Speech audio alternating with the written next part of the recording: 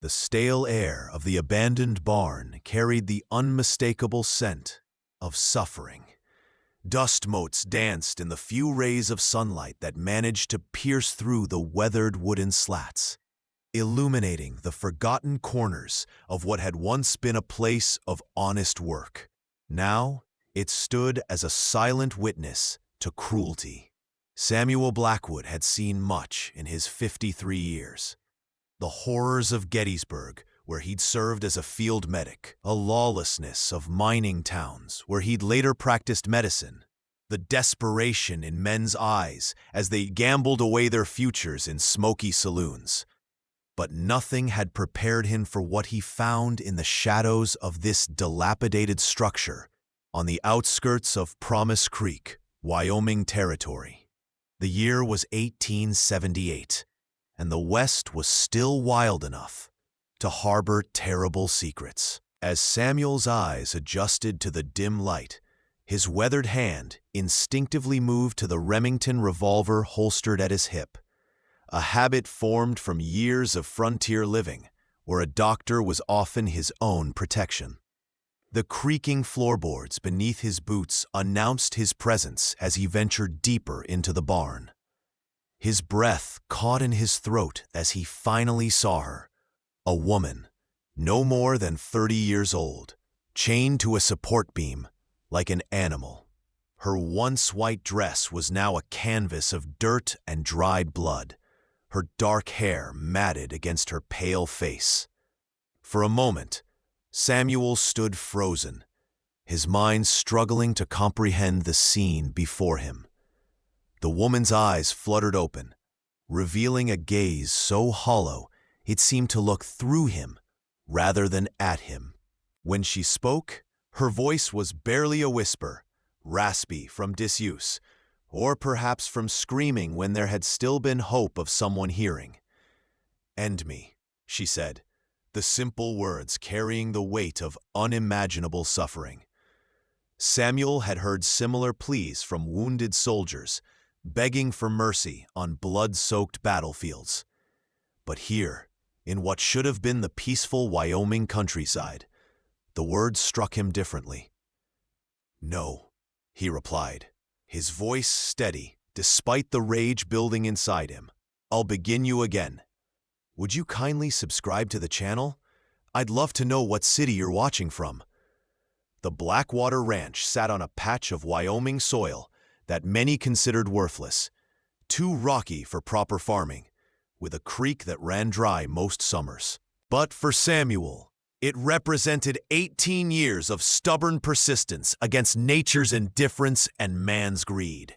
He'd built it from nothing after leaving his medical practice, seeking solitude after losing his wife and daughter to typhoid.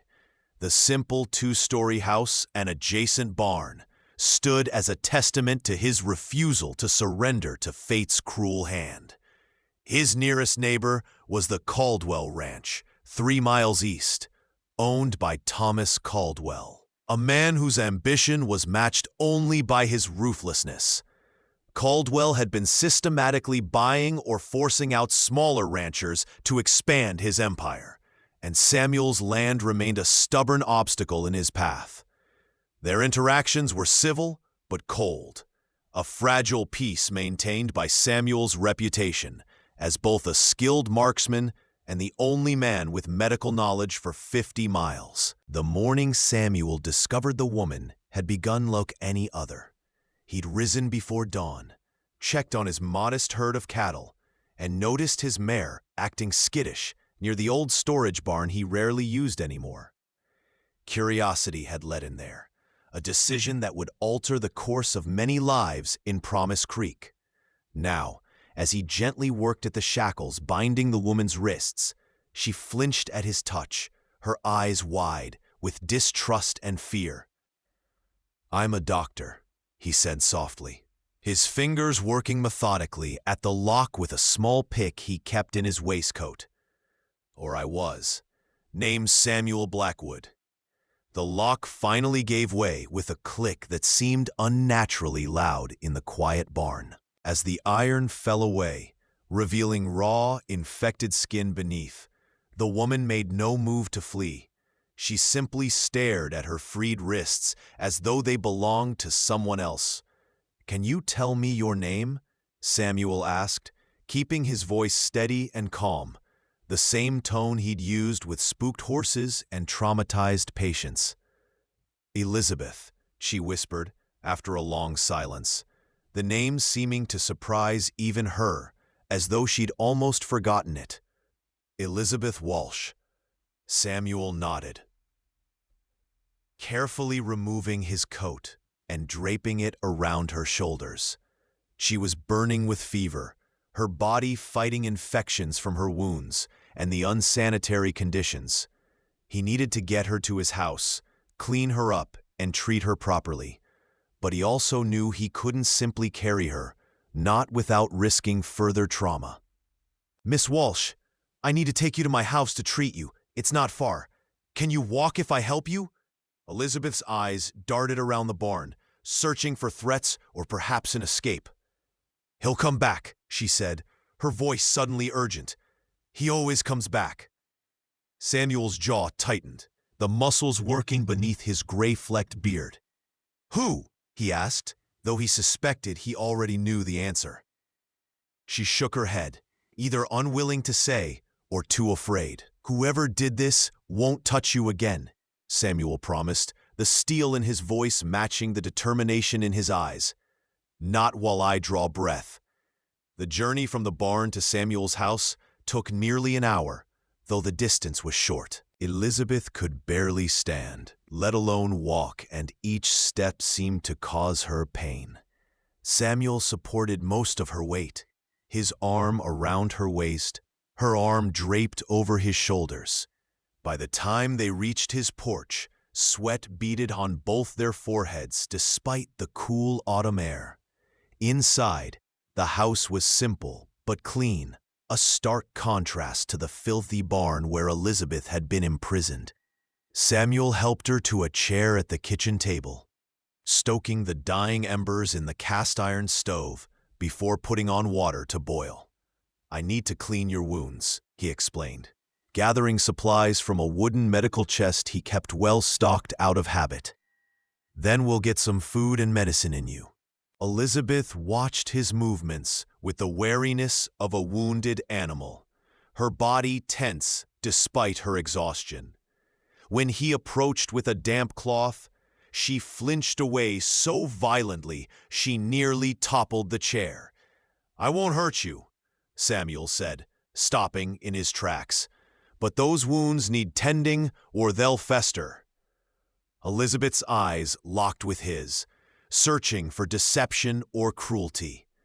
Finding none, she gave a small nod, her hands gripping the edges of the chair so tightly her knuckles turned white.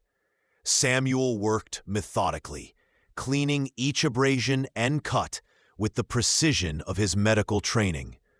Some of the wounds were fresh, others partially healed, evidence that her captivity had not been brief. As he tended to a particularly deep gash on her forearm, Samuel broke the silence. "How long were you in that barn?" Elizabeth's gaze drifted to the window, to the distant mountains that seemed to hold the weight of the sky on their peaks. "I don't know," she admitted. "The days, they blurred together after a while." Samuel nodded, understanding all too well how time lost meaning in the face of suffering. He'd seen it in the field hospitals during the war. Men who couldn't tell if they'd been lying in their own blood for hours or days. "Do you know who brought you to my land?" he asked, applying a salve to her raw wrists. Elizabeth's eyes snapped back to his, sudden fear replacing the vacant look. "You ask too many questions," she whispered. Samuel finished treating Elizabeth's wounds in silence, then prepared a simple meal of beans, cornbread, and strong coffee. She ate cautiously at first, then with increasing desperation as her body demanded nourishment. After she'd eaten her fill, Samuel showed her to the small bedroom that had once belonged to his daughter. "Rest," he instructed, setting a glass of water on the bedside table. "We'll talk more when you're stronger." As he turned to leave, Elizabeth's voice stopped him. "Why are you helping me?" The question hung in the air between them, heavy with implications. Samuel considered his answer carefully. He could have said it was his doctor's oath, or basic Christian charity, or simply human decency. Instead, he spoke a deeper truth. Because 20 years ago, I couldn't save my wife and daughter. I've been looking for redemption ever since. With that, he closed the door gently, leaving Elizabeth alone with clean sheets, and for the first time in what seemed like an eternity, a sense of safety. Samuel's sleep that night was restless, his dreams plagued by images of chains and hollow eyes. He rose before dawn, checking first on Elizabeth, who had finally succumbed to an exhausted slumber. Her face relaxed in sleep and looking younger than it had in the harsh light of day. Satisfied that she would remain unconscious for several hours yet, Samuel saddled his horse and rode toward town. Promise Creek was little more than a main street with a general store, a saloon, a small bank, and the sheriff's office. It was to this last building that Samuel directed his mount, dismounting and tying the reins to the hitching post outside. Sheriff James Harker was already at his desk despite the early hour, nursing a cup of coffee and reviewing wanted posters. He glanced up as Samuel entered, his weathered face breaking into a smile that quickly faded when he saw the doctor's expression. "Samuel," he greeted, setting down his cup. "You look like you've seen a ghost." "Not a ghost, James," Samuel replied, removing his hat and taking a seat across from the lawman. "Something worse."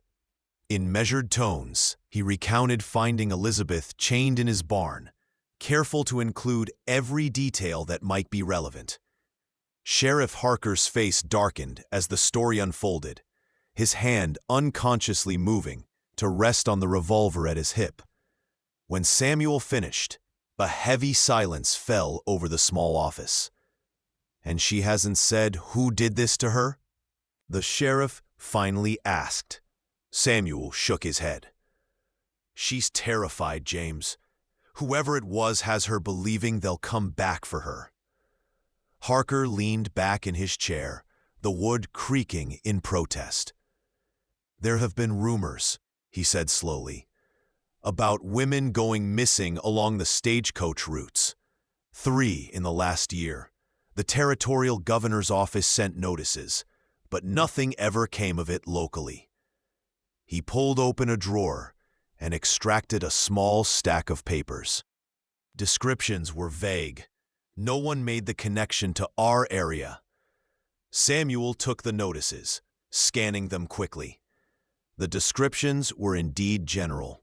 Young women traveling alone, last seen at various stagecoach stops between Cheyenne and Montana Territory. "Elizabeth Walsh," he murmured, searching for the name among the papers. It wasn't there. "She might not have been reported missing," Harker suggested, reading Samuel's thoughts. "Or she could be from somewhere the word hasn't reached us yet. Telegraph lines only go so far." Samuel nodded, returning the papers to the desk. "I need to know who's responsible, James. This happened on my land. That makes it personal." The sheriff studied his friend's face, recognizing the determination set into the lines around his eyes. "You thinking of taking the law into your own hands, Samuel? Because I can't allow that." Samuel met the lawman's gaze steadily.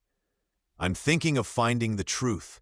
What happens after that depends on the man responsible." As Samuel prepared to leave, Sheriff Harker called after him.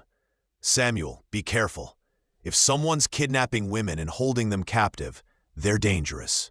And desperate now that their victim has escaped, Samuel paused at the door, looking back at his old friend. I've faced desperate men before, James. They tend to make mistakes. Outside, the town was beginning to stir. Shopkeepers opening their doors. A few early patrons heading toward the saloon for breakfast. Samuel mounted his horse, but instead of heading directly back to his ranch, he turned toward the general store. The proprietor, Walter Jenkins, was sweeping the boardwalk in front of his establishment. He looked up as Samuel approached, offering a friendly wave. "Doc Blackwood, early bird today, aren't you?"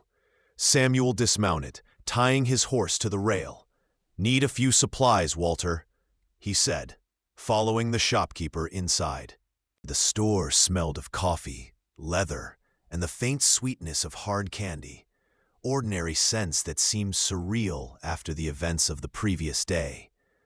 While Walter gathered the items on Samuel's list, flour, sugar, coffee, and female clothing items that raised the shopkeeper's eyebrows but prompted no questions, Samuel casually steered the conversation toward local gossip.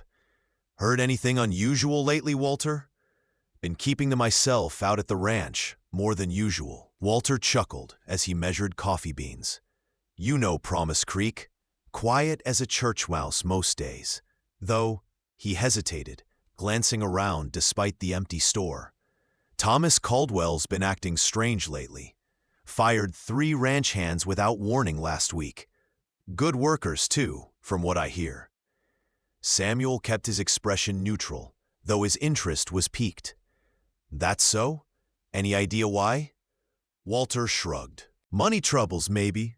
He was in here buying supplies for a big cattle drive to Cheyenne, then canceled the order 2 days later. Said he wasn't moving the herd until spring now." Samuel paid for his purchases, the wheels turning in his mind as he loaded them into his saddlebags. Caldwell's ranch bordered his own, close to the abandoned barn where he'd found Elizabeth. When Samuel returned to his ranch, he approached cautiously, scanning the surroundings for any sign of intruders. Finding none, he entered the house quietly, setting the packages on the kitchen table. A noise from the back room drew his attention. The sound of movement, followed by a crash. Samuel's hand went to his revolver as he quickly made his way toward his daughter's old room. The door was ajar, and through the opening he could see Elizabeth on the floor beside an overturned water glass, her eyes wide with panic. "It's just me," Samuel called softly before entering. "Samuel Blackwood." At the sound of his voice, some of the terror left her eyes, replaced by embarrassment. "I tried to stand," she explained, her voice stronger than it had been the day before. "My legs wouldn't hold me." Samuel helped her back to the bed, retrieving the glass and refilling it from the pitcher on the dresser. "Your body's been through a lot," he said, handing her the water. "It'll take time to regain your strength." Elizabeth took small sips, her hands steadier than they had been. "I heard a horse," she said, her eyes meeting his directly for the first time. "I thought." She didn't need to finish the sentence. Samuel understood. "I went to town," he explained. "Spoke with the sheriff and brought back some supplies." At the mention of the sheriff, Elizabeth tensed. "You told someone about me?" The accusation in her voice was unmistakable. "Sheriff Harker is a good man," Samuel assured her. "He sent notices about missing women. He wants to help." Elizabeth shook her head vehemently. "No one can help. You don't understand what kind of man he is." Samuel sat on the edge of the bed, keeping a respectful distance. "Then help me understand. Who are you afraid of, Elizabeth? Give me a name." For a long moment she was silent, her internal struggle visible in the conflict that played across her face. Finally, she whispered a name, so quietly Samuel had to lean forward to hear it. Thomas Caldwell. The name hung in the air like gunsmoke after a shot. Samuel's suspicions had been correct, but hearing it confirmed sent a cold fury through him that he struggled to contain. "Thomas Caldwell," he repeated, his voice controlled despite the rage building inside him. "You're certain?" Elizabeth's hands twisted in the bedsheets, her knuckles white. "I'll never forget his face," she said, her voice gaining strength as she spoke. "He took me from the stagecoach stop in Casper. Said he was offering work at his ranch for single women. Housekeeper positions, with good pay. I had nothing. Nowhere to go after my father died." Her voice broke, and she took a moment to steady herself before continuing. "There were others before me. He told me about them. What he did to them when he grew tired of them." Samuel's jaw clenched as the implications became clear. "Where are they now?" he asked, though he feared he already knew the answer. Elizabeth's eyes filled with tears. "There's a ravine on his property. He said that's where bad women go when they've outlived their usefulness." Samuel stood abruptly, pacing the small room as he processed this information. Caldwell was one of the most respected men in the county. Wealthy, church-going, with connections to politicians in the territorial capital.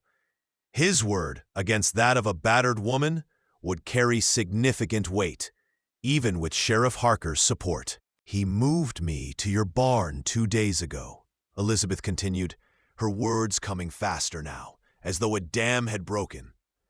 "Said he needed to prepare for important visitors at his ranch, that he'd return for me after they left." She looked up at Samuel, her eyes clear despite the tears on her cheeks. "He'll kill me if he finds me here, and he'll kill you too for interfering." Samuel stopped pacing, his decision made. "No," he said firmly. "He won't. Because we're going to stop him first." The next 3 days passed in a carefully orchestrated routine. During daylight hours, Samuel tended to his ranch duties, keeping a vigilant eye on the approaches to his property.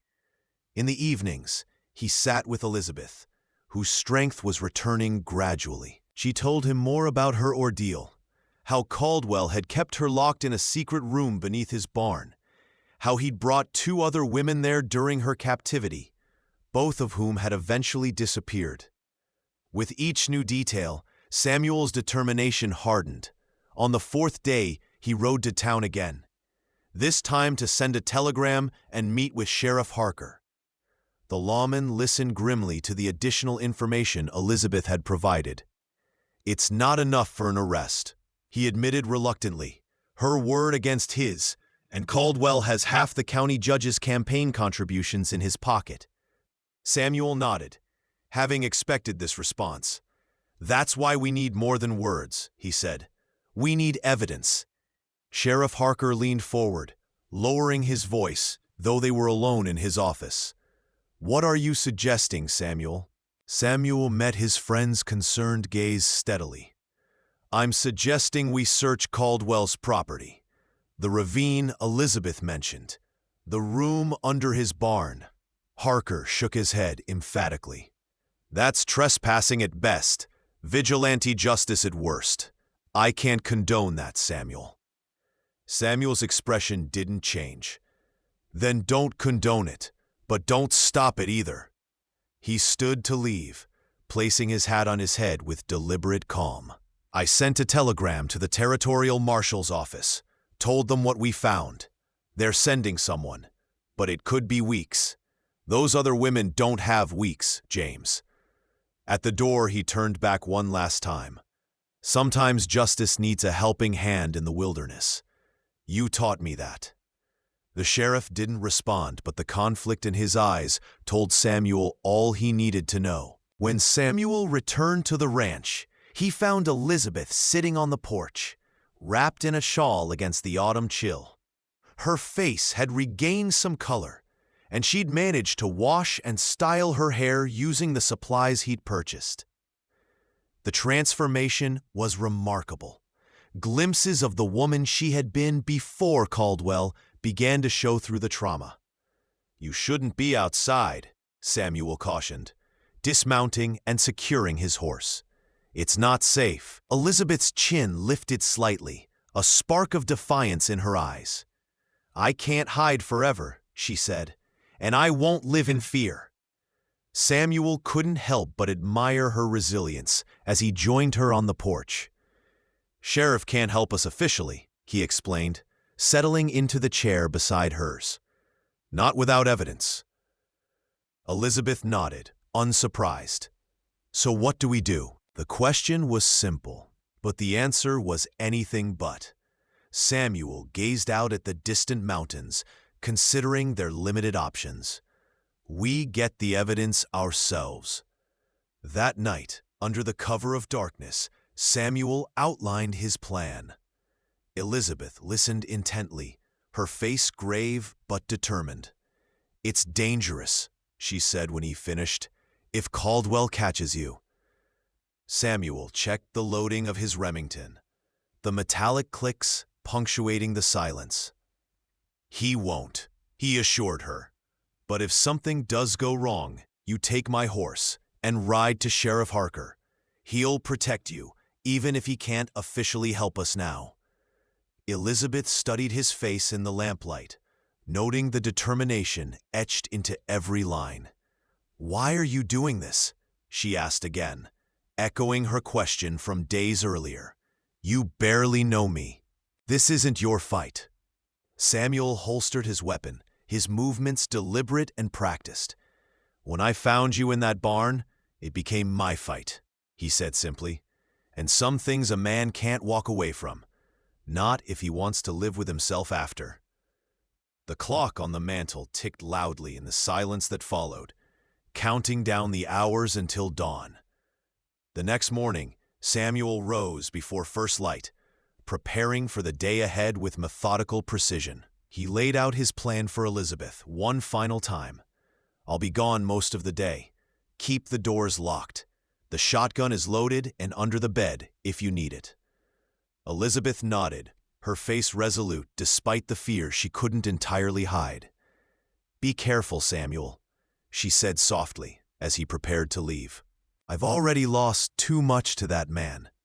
Samuel paused at the door, struck by the protective concern in her voice. In the short time she'd been at his ranch, something had shifted between them.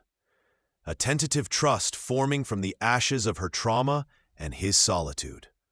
"I'll return by sundown," he promised. With a final nod, he mounted his horse and rode off toward the Caldwell Ranch, taking a circuitous route to avoid being seen from the main road. The Caldwell property was vast, encompassing several thousand acres of prime grazing land. Samuel approached from the west, where the terrain was roughest and least likely to be patrolled by ranch hands. He left his horse concealed in a stand of cottonwoods near a creek, continuing on foot with his rifle slung across his back. The ravine Elizabeth had mentioned was located at the far northern edge of the property, a steep-sided gully carved by spring floods and hidden from view by scrub brush and stunted pines. As Samuel carefully picked his way down the rocky slope, the smell hit him first, the unmistakable stench of decay that no doctor ever forgets. At the bottom of the ravine, partially covered by loose rocks and branches, lay the grim evidence he'd been seeking. 2 bodies, both female, in advanced stages of decomposition. Samuel forced himself to examine them clinically, noting details that would help identify them and establish how long they'd been there. Then, fighting back bile, he took small personal effects from each: a locket, a hair comb, items that might help confirm their identities when compared to the missing persons reports. After documenting the gravesite as best he could, Samuel made his way toward the main ranch complex. Caldwell's sprawling house stood on a rise overlooking the property, but it was the large barn behind it that drew Samuel's attention. According to Elizabeth, the hidden room where she'd been kept was accessed through a trap door in the barn floor, concealed under hay bales in the back corner. Samuel observed the area from the cover of a small equipment shed, noting the movements of the ranch hands. Most were focused on the corrals where cattle were being sorted, presumably for the delayed drive to Cheyenne that Walter had mentioned. The barn appeared unattended, but Samuel waited patiently, knowing that haste would be his undoing. After nearly an hour, his opportunity came when the hands broke for their midday meal, moving as a group toward the cookhouse on the far side of the complex. Samuel moved swiftly across the open space between his hiding place and the barn, slipping inside through a side door. The interior was dim, smelling of hay, leather, and horses. He made his way carefully to the back corner Elizabeth had described, removing hay bales until he found what he was looking for. A wooden trapdoor with an iron ring pull, nearly invisible against the weathered floorboards. With a silent prayer that no one would enter the barn, Samuel lifted the door, revealing a steep ladder descending into darkness. Removing a small oil lamp from his pack, he lit it, adjusted the flame to its lowest setting, and began his descent. The space below was worse than he had imagined. A dirt-floored cellar no more than 10 feet square, with shackles bolted to the walls and dark stains on the ground that Samuel immediately recognized as dried blood. In one corner lay a dirty mattress. In another, a bucket that had served as a primitive toilet. The stench of fear and suffering permeated the space. Samuel worked quickly, sketching the layout of the room in a small notebook and collecting what evidence he could. A torn piece of fabric that matched the dress Elizabeth had been wearing when he found her. A woman's shoe unlike any Elizabeth had described owning. And, most damning of all, a small leather-bound ledger hidden beneath a loose stone in the wall. The book contained dates, initials, and brief notes in what Samuel presumed was Caldwell's handwriting, a record of his victims and their progress. Sickened but determined, Samuel gathered everything into his pack, extinguished his lamp, and climbed back up the ladder. He had just replaced the hay bales over the trapdoor when he heard voices approaching the barn. With no time to reach the side door, Samuel quickly climbed into the hayloft, concealing himself behind stacked bales as 2 men entered below. "Caldwell wants the barn cleared out by tomorrow," one voice said. A ranch hand Samuel didn't recognize. "Says we're moving the special stock to the new location." The second man grunted in acknowledgement. "What about the thing in the old storage barn on Blackwood's property?" "He wants me to check on it tonight." Samuel's breath caught in his throat. They were talking about Elizabeth, unaware that she was no longer where Caldwell had left her. "Forget it," the first man replied. "Boss is in a state since he got that telegram from the Capitol. Says we're shutting everything down, covering our tracks." The men moved around below, gathering tools and equipment. "Shame," the second man commented. "This was a profitable side business. But I guess with the territorial marshal sniffing around." The voices faded as the men exited the barn, leaving Samuel with the chilling confirmation of Caldwell's guilt and the knowledge that his telegram had accelerated the timetable. He needed to get his evidence to Sheriff Harker immediately.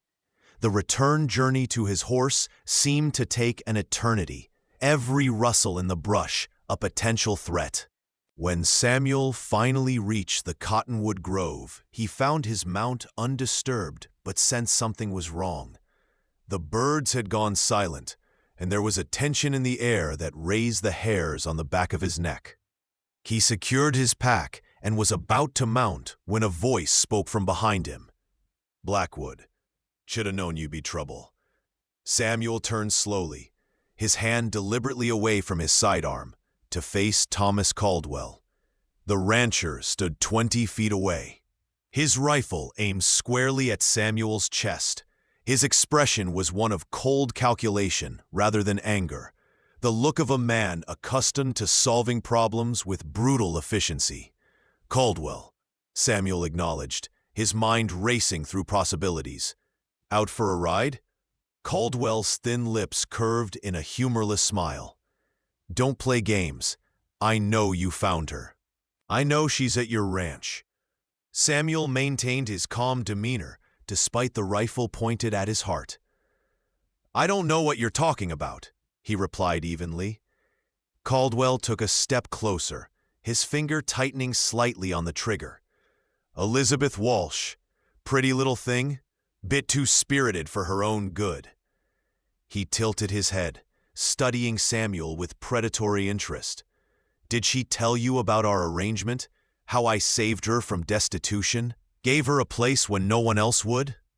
Samuel felt rage boiling inside him, but kept it carefully contained. Any sudden move would end with a bullet in his chest. Is that what you call kidnapping and imprisonment these days? Salvation? Caldwell's expression darkened. You're trespassing on my land, Blackwood. That's a hanging offense in these parts when the trespasser's caught with stolen property. He gestured towards Samuel's pack with the rifle barrel. Hand it over, now. Samuel made a show of reluctant compliance, slowly removing the pack from his shoulder. You won't get away with this, Caldwell, he said, playing for time. People know where I am. Caldwell laughed, a cold sound devoid of humor. No one knows you're here, and no one will find your body where I'm going to put it. Just like those interfering women. As Samuel extended the pack toward Caldwell, he deliberately fumbled it, dropping it to the ground between them.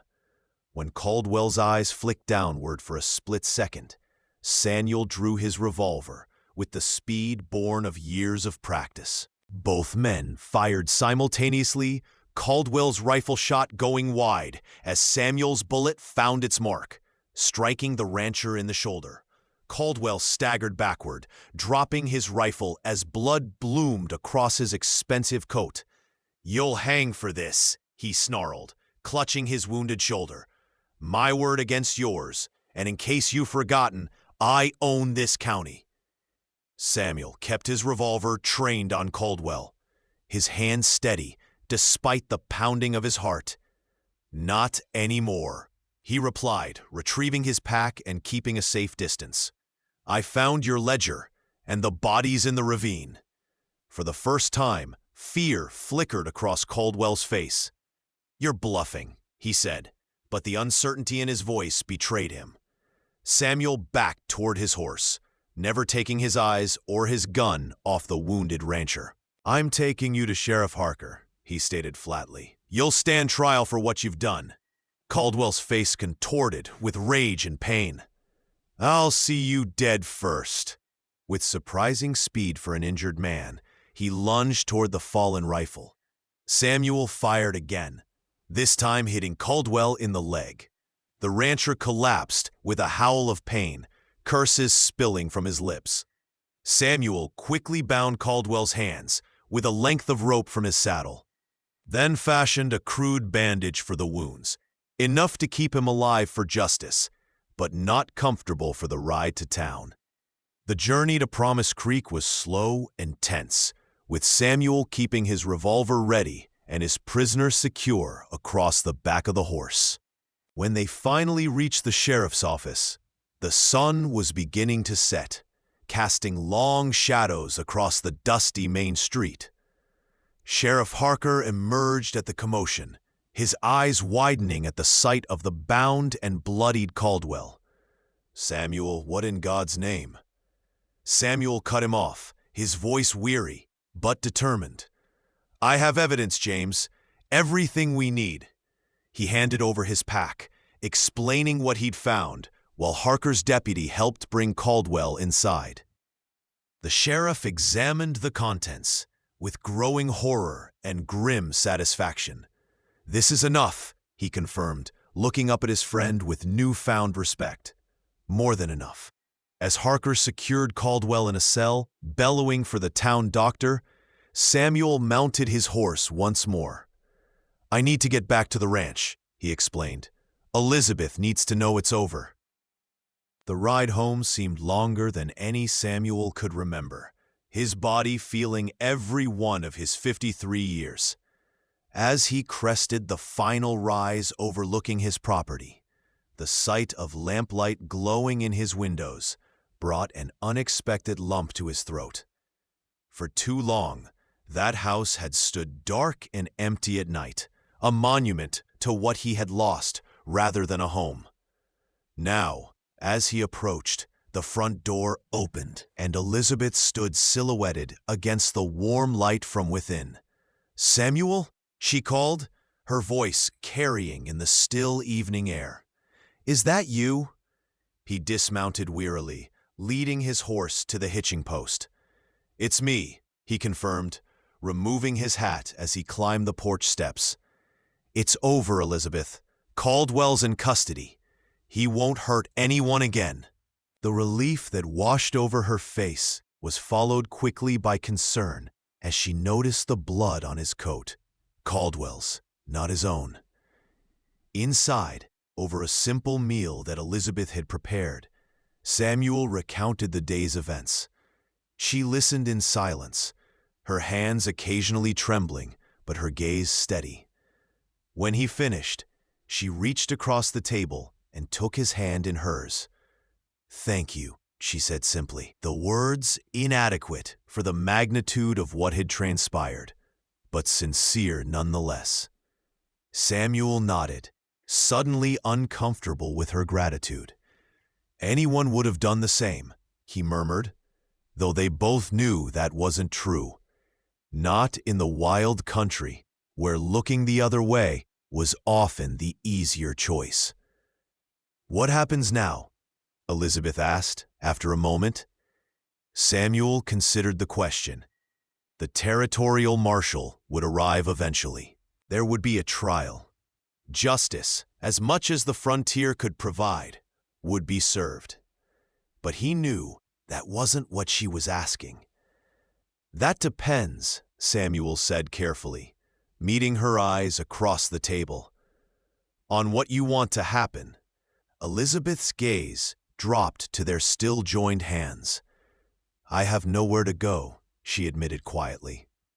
"My father's farm was sold to pay his debts. I was heading west to find work when—" She didn't need to finish. Samuel understood. "You could stay," he offered, the words coming easier than he expected. "This ranch needs more than one person to run it properly, and I've been alone too long." It wasn't a proposal, not exactly, but it was an opening, a possibility where before there had been only darkness for both of them. Elizabeth looked up, studying his face in the lamplight. "You found me chained in a barn," she said softly. "I asked you to end me, and you said you'd begin me again." A small smile touched her lips. "I'd like to see what that beginning looks like."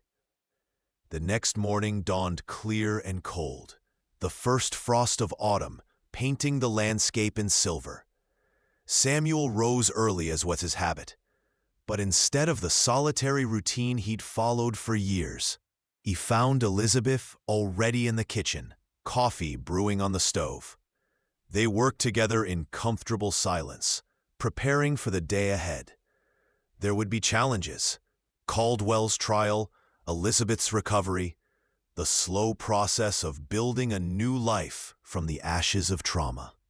But as Samuel stood on his porch, watching the sun rise over the Wyoming prairie, he felt something he hadn't experienced in nearly 2 decades: hope. In the barn where he had once found a woman in chains, he now heard Elizabeth's voice as she tended to the horses, singing softly to herself, a sound of life returning to places long silent. The West had taken much from both of them, but in its harsh beauty and unforgiving landscape, it had also offered a second chance. And Samuel Blackwood, former doctor, rancher, and now perhaps something more, intended to make the most of it.